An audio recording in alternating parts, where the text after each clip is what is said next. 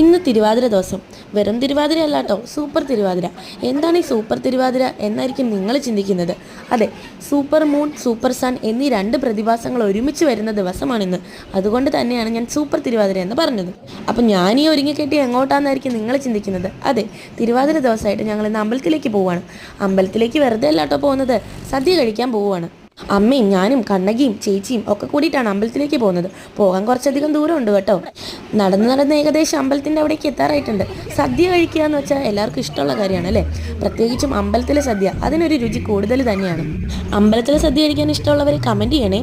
Q നിൽക്കുമ്പോഴേക്കും കണ്ണകീനെ എടുക്കാനായിട്ട് കുട്ടികൾ വന്ന്, അതെ, ചേച്ചിയുടെ കുട്ടികളും അവരുടെ ഫ്രണ്ട്സും ഒരുവിധം ക്യൂ നിന്നിട്ടാണെങ്കിലും ഉള്ളിലേക്ക് എത്തി.